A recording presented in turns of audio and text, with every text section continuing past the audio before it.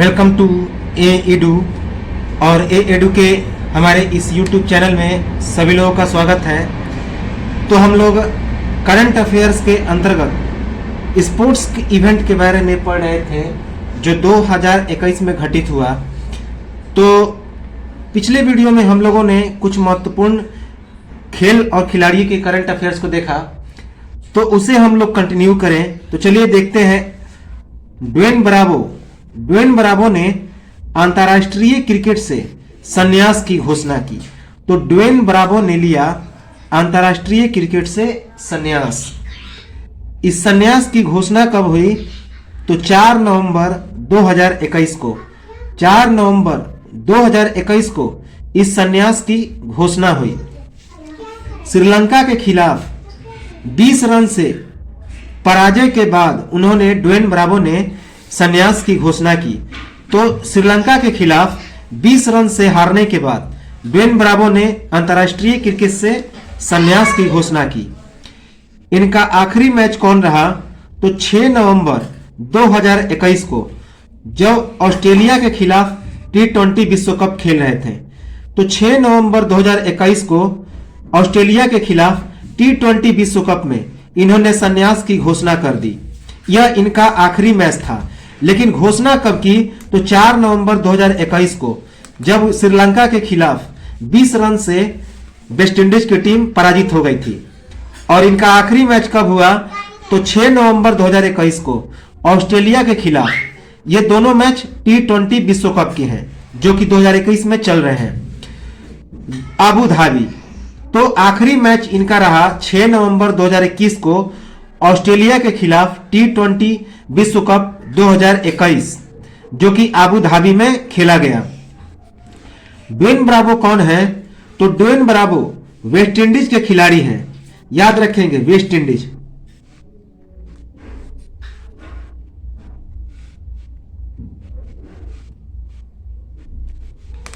तो Dwayne Bravo West Indies के cricketer हैं।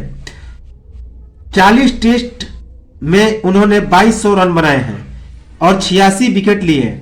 129 एक दिवसीय मैच में 2968 रन बनाए हैं और 199 विकेट हासिल किए। 90 T20 उन्होंने खेला और 1245 रन बनाए, जबकि 78 विकेट हासिल किया।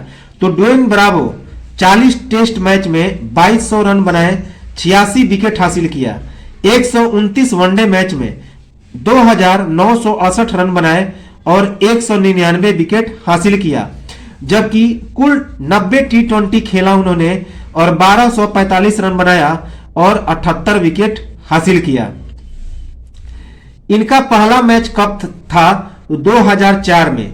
2004 में इंग्लैंड के खिलाफ पहले टेस्ट में इन्होंने क्या किया? तो डेब्यू किया। तो इंग्लैंड के खिलाफ जो पहला टेस्ट हुआ 2004 में, तो ड्वेन ब्रावो ने उसी में अपना डेब्यू किया। अगला इंपॉर्टेंट करंट अफेयर्स है कि ओलंपिक खेलों में क्रिकेट शामिल होगा। ओलंपिक खेलों में क्रिकेट को शामिल किया जाएगा। तो यह घोषणा किसके द्वारा किया गया? तो आईसीसी के द्वारा, अर्थात अंतर्राष्ट्रीय क्रिकेट परिषद के द्वारा। तो आईसीसी अर्थात अंतर्राष्ट्रीय क्रिकेट परिषद के द्वारा 10 अगस्त 2021 को घोषणा किया गया कि क्रिकेट को भी 2028 के लॉस एंजल्स में शामिल होने वाले ओलंपिक में शामिल किया जाएगा। तो जो 2028 का जो ओलंपिक होगा, कहां पे? लॉस एंजल्स में। तो उसमें क्रिकेट को भी क्या किया जाएगा? तो शामिल किया जाएगा। यह घोषणा किसके द्वारा किया गया? तो इंटरनेशनल क्रिकेट काउंसिल, अंतर्राष्ट्रीय क्रिकेट परिषद के द्वारा 10 अगस्त 2021 को। याद रखेंगे, 2028 के ओलंपिक में इसे शामिल किया जाएगा जो कि अमेरिका के लॉस एंजल्स में होगा। अगला इंपॉर्टेंट है जो कि बेहद इंपॉर्टेंट है, राजीव गांधी खेल रत्न अवार्ड का नया नाम मेजर ध्यानचंद खेल रत्न पुरस्कार कर दिया गया। तो खेल का सबसे बड़ा पुरस्कार होता है राजीव गांधी खेल रत्न पुरस्कार। उसका नाम बदल के क्या कर दिया गया? तो मेजर ध्यानचंद खेल रत्न पुरस्कार। इसकी घोषणा किसने की? तो प्रधानमंत्री नरेंद्र मोदी ने। तो इसकी घोषणा प्रधानमंत्री नरेंद्र मोदी ने 6 अगस्त 2021 को की। तो इसकी घोषणा प्रधानमंत्री नरेंद्र मोदी ने 6 अगस्त 2021 को की। मेजर ध्यानचंद खेल रत्न में कितने पुरस्कार दिए जाते हैं? तो 25 लाख का नगद पुरस्कार दिया जाता है, याद रखेंगे। मेजर ध्यानचंद खेल रत्न पुरस्कार में 25 लाख रुपए का नगद पुरस्कार दिया जाता है।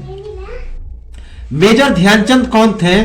तो मेजर ध्यानचंद, ये इन्हें हॉकी का जादूगर कहा जाता है। तो मैजिशियन ऑफ हॉकी या हॉकी का जादूगर मेजर ध्यानचंद को कहा जाता है। इनका जन्म 29 अगस्त 1905 को हुआ था। 29 अगस्त 1905 ईस्वी को मेजर ध्यानचंद का जन्म हुआ था। इसी कारण 29 अगस्त को भारत में खेल दिवस के रूप में मनाया जाता है। तो 29 अगस्त को भारत में खेल दिवस के रूप में मनाया जाता है।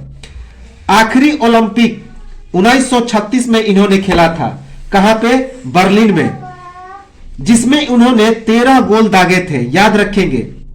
तो मेजर ध्यानचंद का आखिरी ओलंपिक था 1936 का ओलंपिक, जिसमें उन्होंने 13 गोल दागे थे, जो कि जर्मनी की राजधानी बर्लिन में आयोजित हुआ था। एम्स्टर्डम, बर्लिन तथा लॉस एंजिल ओलंपिक में मिलाकर उन्होंने कुल 39 गोल दागे थे।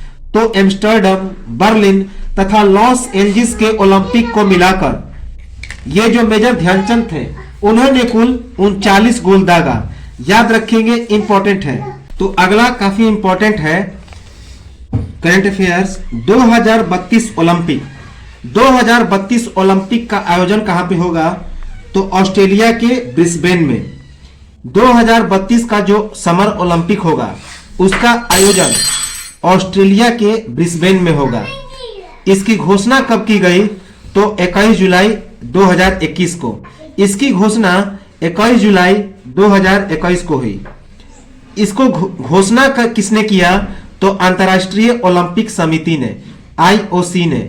इसके जो घोषणाकर्ता थे वह अंतर्राष्ट्रीय ओलंपिक समिति थी, आईओसी, इंटरनेशनल ओलंपिक कमेटी। 2024 का जो समर ओलंपिक होगा वह कहां पे होगा? तो फ्रांस की राजधानी पेरिस में। जबकि 2028 का जो ओलंपिक होगा वह लॉस एंजिल्स में होगा, अमेरिका के लॉस एंजिल्स में। 2026 BWF अर्थात बैडमिंटन वर्ल्ड फेडरेशन चैंपियनशिप का जो आयोजन होगा वह कहां पे होगा? तो भारत में होगा। भारत के द्वारा इसकी मेजबानी की जाएगी। तो यह इंपॉर्टेंट है, याद रखेंगे कि 2026 में जो बैडमिंटन वर्ल्ड फेडरेशन चैंपियनशिप होगा उसकी मेजबानी कौन करेगा? तो भारत के द्वारा उसकी मेजबानी होगी। अर्थात 2026 का badminton world federation championship Bharat के द्वारा कराया जाएगा, भारत में होगा। इसकी घोषणा कब की गई? तो 13 जुलाई 2021 को। इसकी घोषणा 13 जुलाई 2021 को हुई। इससे पहले भारत में 2009 में हैदराबाद में क्या किया गया? तो BWF चैंपियनशिप का आयोजन हुआ था। तो 2026 में भारत दूसरी बार BWF चैंपियनशिप की मेजबानी करेगा। पहली बार कब किया? तो 2009 ईस्वी में। और वह जो मैच, वह मेजबानी किसने किया? तो हैदराबाद शहर। तो इससे पहले भारत में हैदराबाद शहर में 2009 में BWF चैंपियनशिप का आयोजन किया गया था। BWF का मतलब होता है बैडमिंटन वर्ल्ड फेडरेशन, अर्थात बैडमिंटन विश्व बैडमिंटन महासंघ, याद रखेंगे। तो यह जो BWF चैंपियनशिप है पहली बार कब आयोजित हुआ?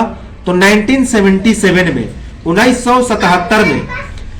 यह हर 2 साल पर आयोजित होता है। तो BWF चैंपियनशिप को हर 2 साल पर आयोजित किया जाता है। शुरू में यह हर 1 साल पे आयोजन होता था, हर 2 साल पर, लेकिन 2003 से यह हर साल आयोजित होने लगा। तो 2003 से पहले यह हर एक 2 साल पर आयोजित होता था, लेकिन 2003 से यह BWF चैंपियनशिप प्रत्येक साल आयोजित होने लगा, याद रखेंगे। ग्रीष्मकालीन ओलंपिक खेल जिस वर्ष होता है उस वर्ष इसका आयोजन नहीं होता। तो BWF चैंपियनशिप का आयोजन उस वर्ष नहीं होता जिस वर्ष की ग्रीष्मकालीन ओलंपिक खेल का आयोजन होता है। और हमने बताया था कि ग्रीष्मकालीन ओलंपिक खेल चाहे कोई भी ओलंपिक हो या शीतकालीन हो तो प्रत्येक 4 वर्ष के बाद होता है। तो याद रखेंगे कि जिस साल यह ग्रीष्मकालीन ओलंपिक खेल होता है तो उस साल बैडमिंटन वर्ल्ड फेडरेशन चैंपियनशिप का आयोजन नहीं होता। इंपॉर्टेंट है, याद रखेंगे। पुर्तगाल के कप्तान, अगला इंपॉर्टेंट करंट अफेयर्स है कि पुर्तगाल के कप्तान क्रिस्टियानो रोनाल्डो ने जीता गोल्डन बूट। तो पुर्तगाल के कप्तान क्रिस्टियानो रोनाल्डो ने गोल्डन बूट जीत लिया। इन्होंने 4 मैच में 5 गोल दागे। तो 4 मैच में इन्होंने 5 गोल दागे। किस कप में? तो यूरो कप 2020 में। तो यूरो कप 2020 में पुर्तगाल के कप्तान क्रिस्टियानो रोनाल्डो ने गोल्डन बूट पर कब्जा किया। इन्होंने 4 मैच में कुल 5 गोल दागे। किस तारीख को? तो 11 जुलाई 2021 को गोल्डन बूट हासिल किया। तो 11 जुलाई 2021 को इन्हें गोल्डन बूट मिला। यूरो कप 2020 का विजेता कौन था? तो इटली था। याद रखेंगे, यूरो कप 2020 का विजेता कौन रहा? तो इटली रहा। जबकि उप विजेता कौन रहा? इंग्लैंड रहा। 3-2 से पेनल्टी शूट आउट फाइनल में यह जो इटली था वह इंग्लैंड से जीत गया। रोनाल्डो का यूरो कप में कुल गोल कितना हो गया है? तो 11। तो इस प्रकार ये 5 गोल मिलाकर रोनाल्डो का यूरो कप में कुल गोल कितना हो गया? तो 11 गोल हो गया। याद रखेंगे, इंपॉर्टेंट है।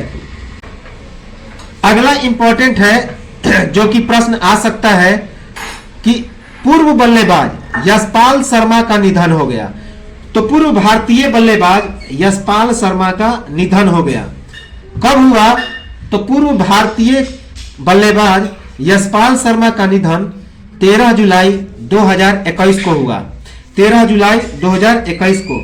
कितने उम्र में निधन हुआ? तो 66 साल में।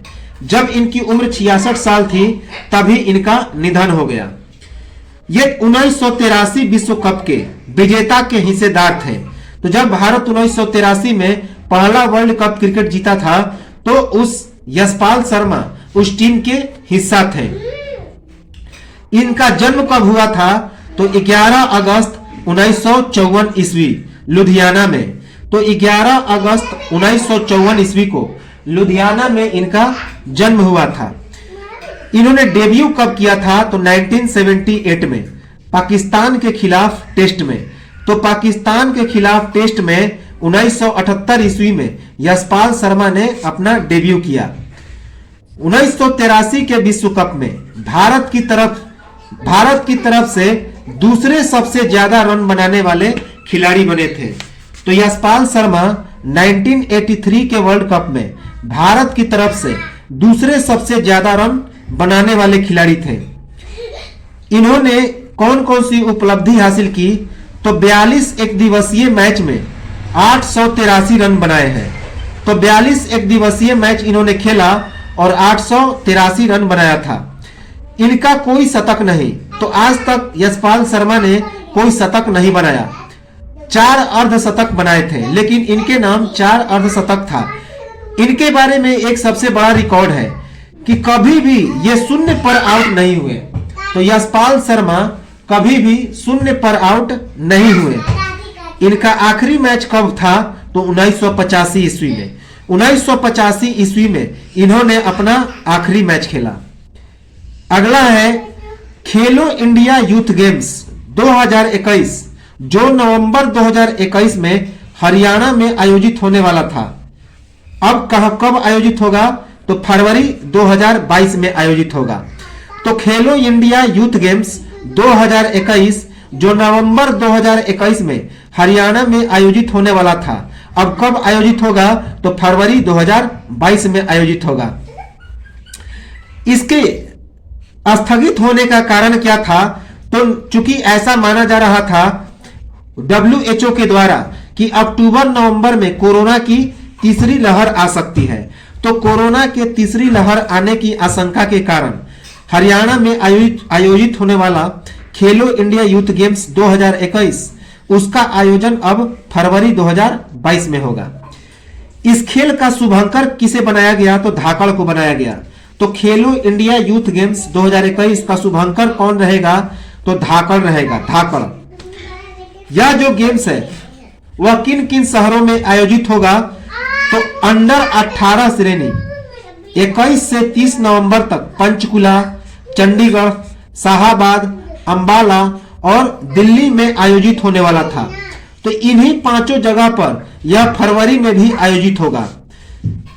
21 से 30 नवंबर तक इसका आयोजन होने वाला था अंडर 18 श्रेणी में, अर्थात 18 वर्ष से कम उम्र के लोगों की इसमें, कम खिलाड़ियों की इसमें हिस्सेदारी होने वाली थी, जिसका आयोजन 21 से 30 नवंबर तक पंचकुला, चंडीगढ़, शाहबाद, अंबाला और दिल्ली में आयोजित होने वाला था। इसमें कुल कितनी प्रतियोगिता होगी? तो 25, याद रखेंगे। तो इस खेलो इंडिया यूथ गेम्स 2021 में कुल 25 खेल की प्रतियोगिता होगी। कुल शामिल होने वाले कितने खिलाड़ी रहेंगे? तो 8500।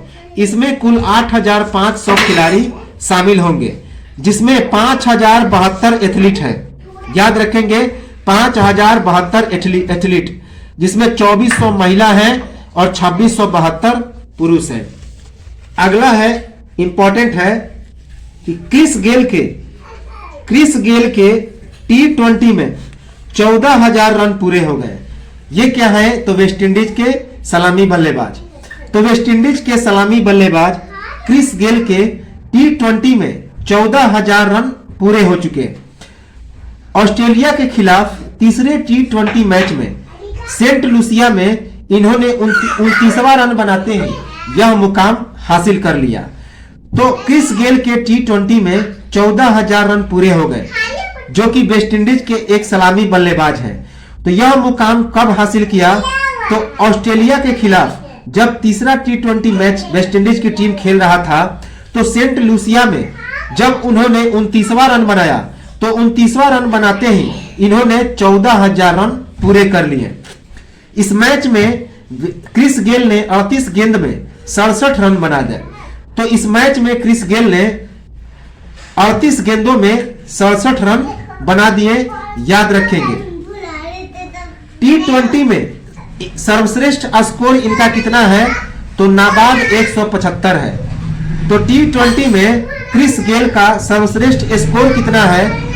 तो नाबाद 175, जो कि 2013 ईस्वी में इन्होंने बनाया था। किसके खिलाफ? तो आईपीएल में पुणे वॉरियर्स के खिलाफ।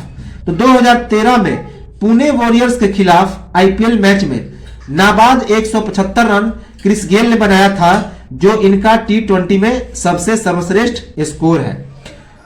इनके नाम कितने रिकॉर्ड हैं? तो 430 T20 मैच में 37.63 की औसत से इन्होंने 14038 रन बनाए। तो इनके नाम जो रिकॉर्ड है कि इन्होंने 431 T20 मैच खेला, जिसमें 37.63 की औसत से 14038 रन बनाए, याद रखेंगे। अब हम लोग आते हैं विंबलडन 2021। मोस्ट इंपॉर्टेंट है विंबलडन 2021। सबसे पहले देखें पुरुष एकल वर्ग। तो पुरुष एकल वर्ग विंबलडन 2021 के पुरुष एकल वर्ग, याद रखेंगे।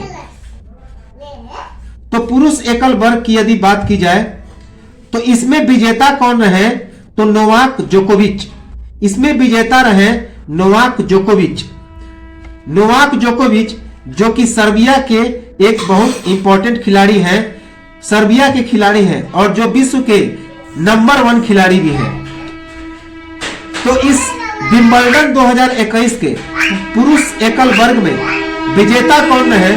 तो नोवाक जोकोविच, जो कि कहां के रहने वाले हैं? सर्बिया के।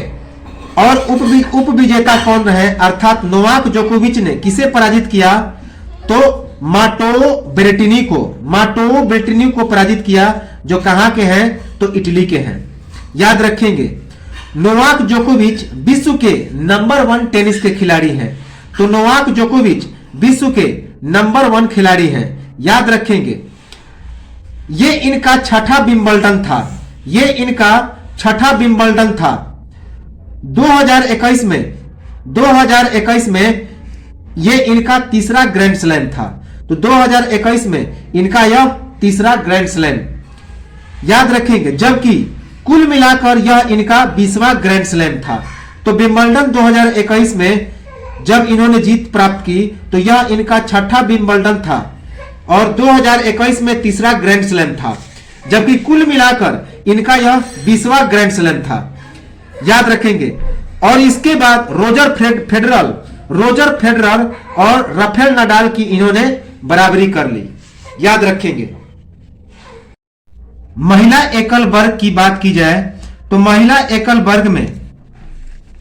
एकल वर्ग की विजेता कौन रही? तो एशले बार्टी। तो महिला एकल वर्ग में विजेता रहे मिस एशले बार्टी। कहां की हैं? तो ऑस्ट्रेलिया की हैं, याद रखेंगे। कब इन्होंने विजय प्राप्त किया? तो 10 जुलाई 2021 को।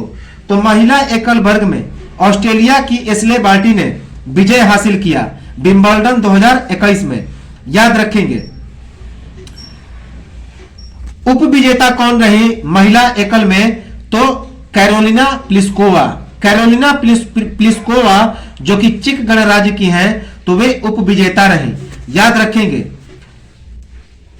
2019 में रोमानिया की सिमाना हालेप पहली बार विजय हासिल की थी। तो महिला एकल में 2019 में रोमानिया की सिमाना हालेप पहली बार विजय रही थी, याद रखेंगे। ये जो कैरोलिना प्लिस्कोवा है यह इनकी दूसरी हार है।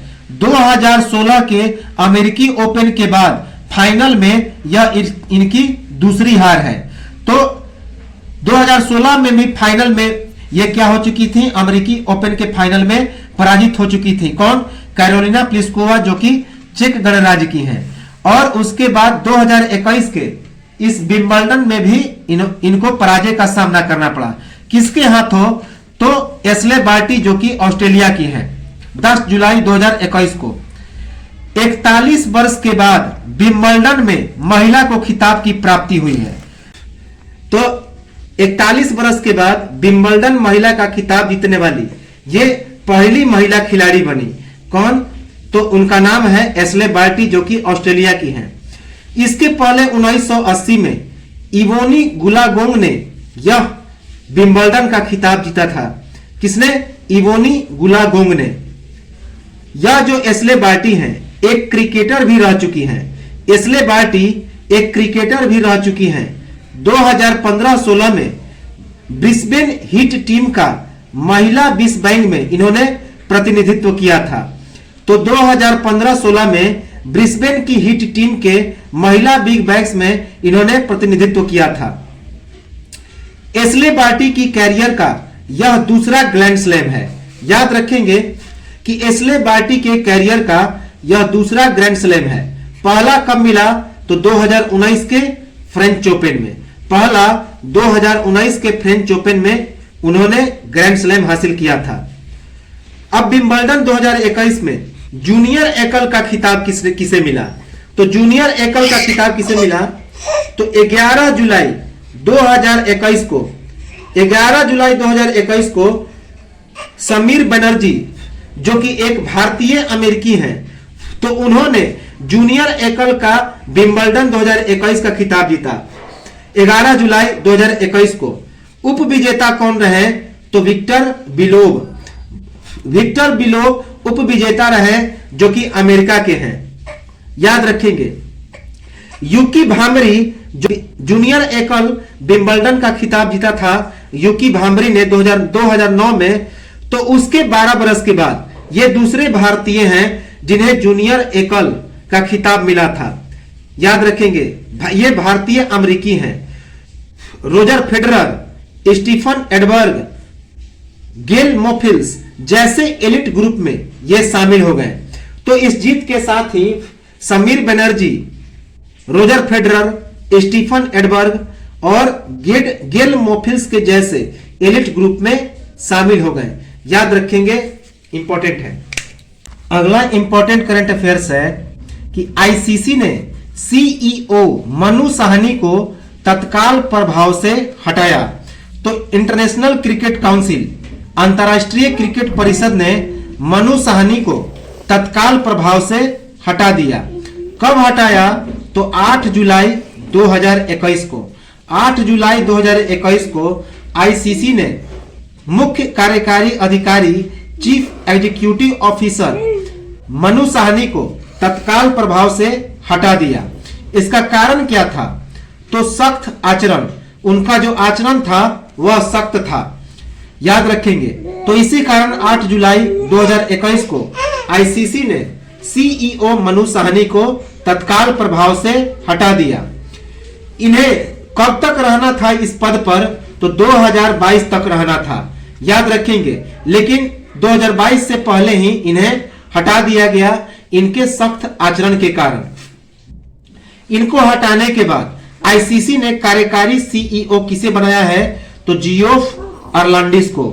तो जियोफ अर्लांडिस को कार्यकारी सीईओ बनाया है। किसने? आईसीसी ने। मनु साहनी के बारे में देखा जाए तो 2019 में आईसीसी विश्व कप के बाद सीईओ डेव रिचर्डसन की जगह ये क्या होते? तो आईसीसी के सीईओ बने थे। तो 2019 में विश्व कप के बाद डेव रिचर्डसन की जगह इन्हें आईसीसी का सीईओ बनाया गया था। अन्य पद जिस पर यह रह चुके हैं, तो और किन किन पदों पर यह मनु साहनी रह चुके हैं? तो सिंगापुर स्पोर्ट्स हब के सीईओ, ये सिंगापुर स्पोर्ट्स हब के सीईओ रह चुके हैं। स्टार स्पोर्ट्स के प्रबंध निदेशक रह चुके हैं। स्टार स्पोर्ट्स के प्रबंध निदेशक रह चुके हैं, याद रखेंगे। उसके बाद football club Manchester United limited के ये ऑडिट कमेटी के नॉन एग्जीक्यूटिव निदेशक भी रह चुके हैं। तो football club Manchester United limited के ऑडिट कमेटी के ये नॉन एग्जीक्यूटिव निदेशक भी रह चुके हैं। तो एक बेहद इंपॉर्टेंट करंट अफेयर्स है, बहुत इंपॉर्टेंट है, जो आ सकता है कि जयपुर में बनेगा भारत का दूसरा सबसे बड़ा क्रिकेट स्टेडियम। तो भारत का दूसरा सबसे बड़ा क्रिकेट स्टेडियम कहां बनेगा? तो जयपुर में बनेगा। और पहला कहां बन रहा है? तो नरेंद्र मोदी स्टेडियम अहमदाबाद, याद रखेंगे। तो दोनों गुजरात में ही बन रहा है। इसकी खासियत क्या है? तो यह विश्व का तीसरा तथा भारत का सबसे बड़ा क्रिकेट स्टेडियम होगा। तो यह जो गुजरात का स्टेडियम होगा वह विश्व का तीसरा तथा भारत का दूसरा सबसे बड़ा क्रिकेट स्टेडियम होगा, याद रखेंगे। इसकी घोषणा किसने की? तो घोषणा की राजस्थान क्रिकेट स्टेडियम के अध्यक्ष वैभव गहलोत ने। इसकी घोषणा की राजस्थान क्रिकेट स्टेडियम के अध्यक्ष वैभव गहलोत ने। यह कितने क्षेत्रफल में बनेगा? तो 100 एकड़ जमीन में इसे बनाया जाएगा। तो इस क्रिकेट स्टेडियम का जो क्षेत्रफल होगा वह 100 एकड़, याद रखेंगे, 100 एकड़ का जमीन में इसे बनाया जाएगा। इसमें कितनी लागत आएगी? तो 650 करोड़। तो 650 करोड़ के रुपए की लागत से इस क्रिकेट स्टेडियम को बनाया जाएगा। इसमें दर्शकों की क्षमता कितनी होगी? तो 75,000। तो 75,000 दर्शकों की इसमें क्षमता होगी, याद रखेंगे, इंपॉर्टेंट है। इसके बाद अगला करंट अफेयर्स है, बहुत इंपॉर्टेंट है, कि बीसीसीआई अर्थात board of cricket control of India, BCCI के द्वारा, board of cricket control of India के द्वारा खेल रत्न पुरस्कार हेतु रविचंद्रन अश्विन और मिताली राज की सिफारिश की गई।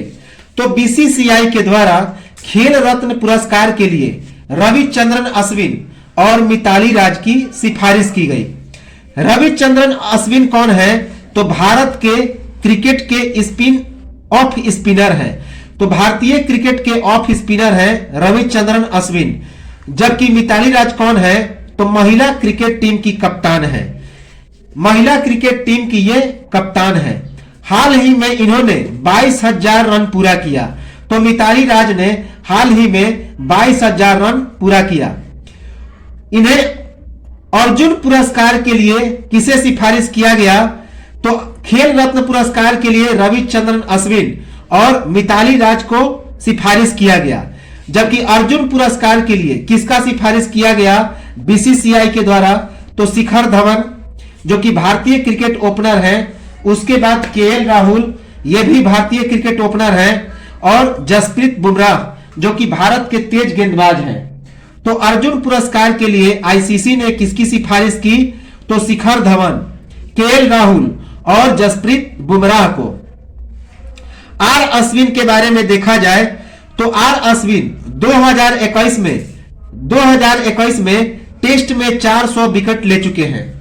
तो 2021 में टेस्ट में इनका 400 विकेट पूरा हो चुका है।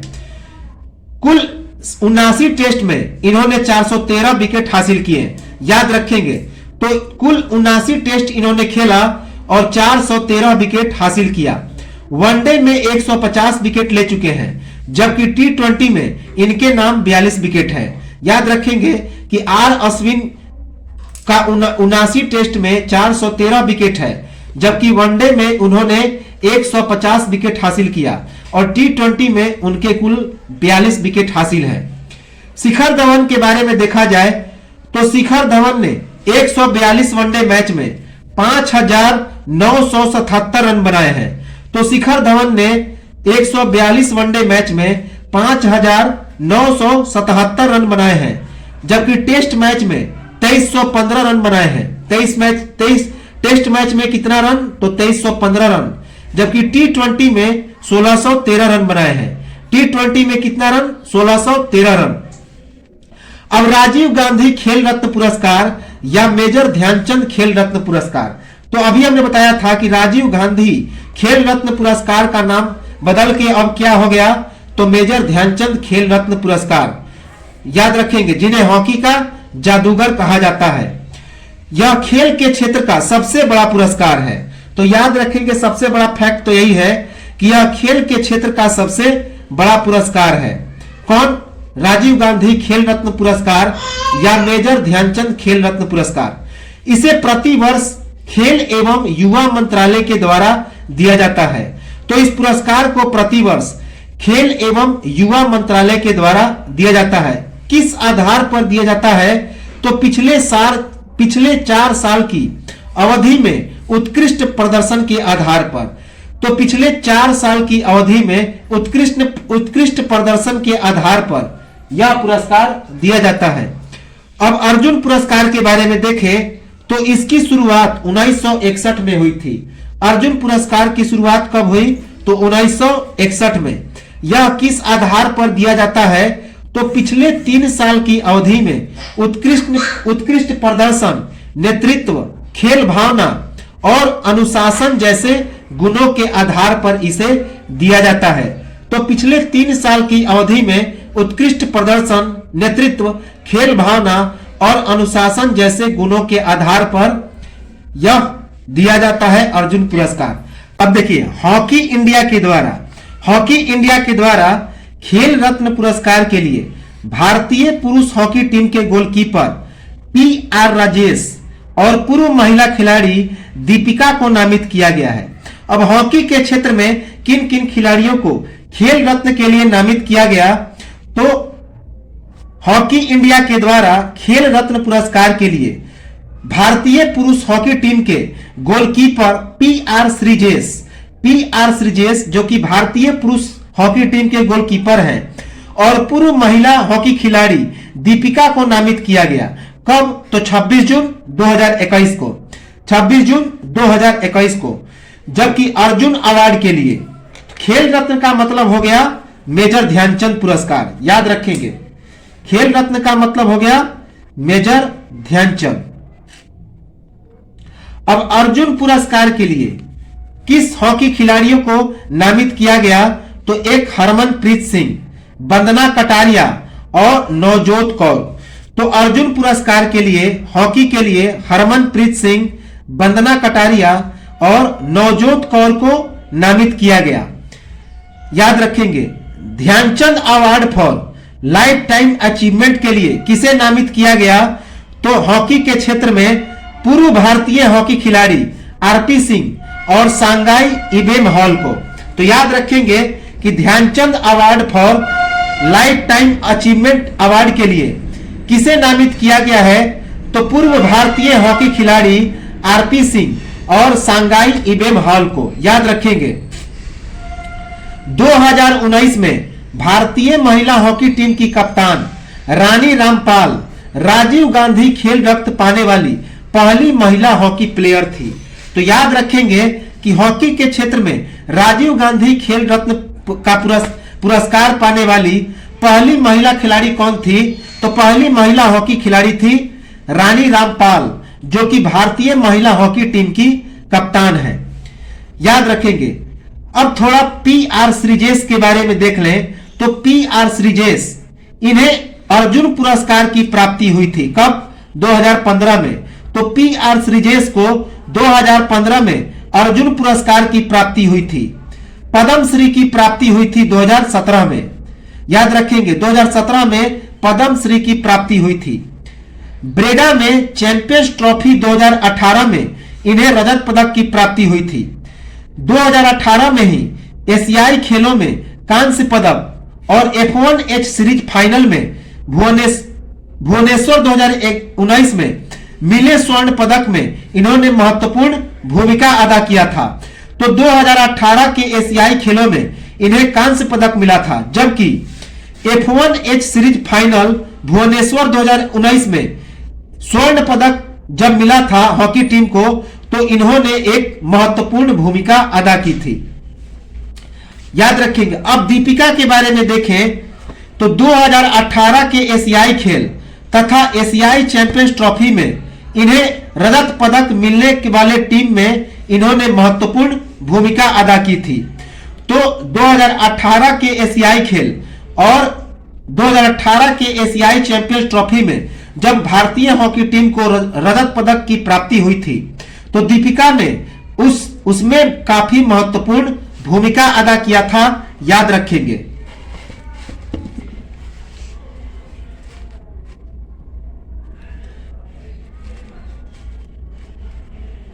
अगला करंट।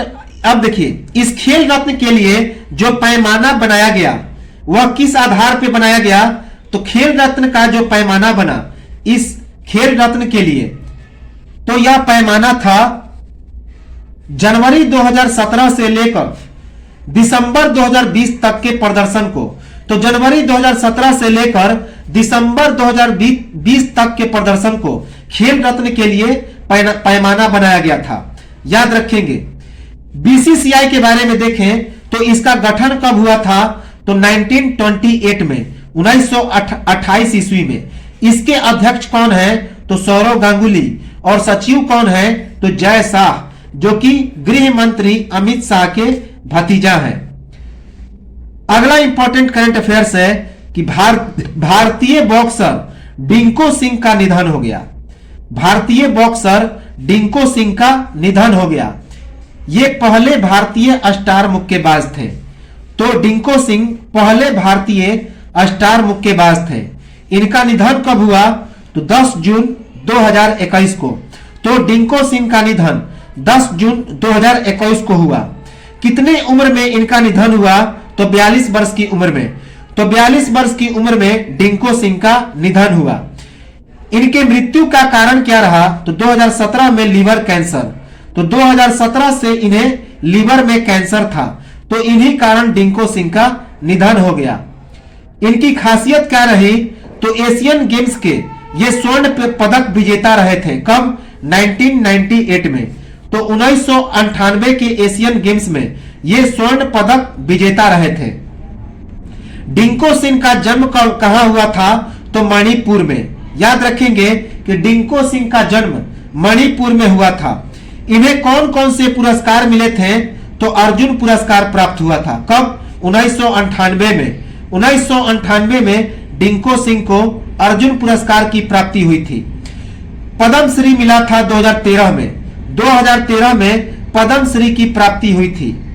10 वर्ष की उम्र में इन्हें पहला राष्ट्रीय खिताब मिला था, जूनियर खिताब। तो 10 वर्ष की उम्र में इन्हें जूनियर खिताब की प्राप्ति हो गई थी, जो इनका पहला राष्ट्रीय खिताब था। ये एमसी मैरी कॉम के रोल मॉडल थे। याद रखेंगे, Dingko Singh MC Mary com के रोल मॉडल थे। और ये भारतीय नौसेना में भी कार्यरत है। तो याद रखेंगे डिंको सिंह भारतीय नौसेना में कार्यरत है। तो ये तो था हमारा खेल खिलाड़ी का करंट अफेयर्स। खेल खिलाड़ी के कुछ और करंट अफेयर्स को हम लोग देखेंगे और उसके बाद यह समाप्त हो जाएगा और उसके बाद चलेंगे आईपीएल की ओर और अंतर्राष्ट्रीय घटनाक्रम की ओर। तो मिलते हैं हम लोग अगले वीडियो में और चर्चा करेंगे और खेल के करंट अफेयर्स को। तब तक नमस्कार, जय हिंद।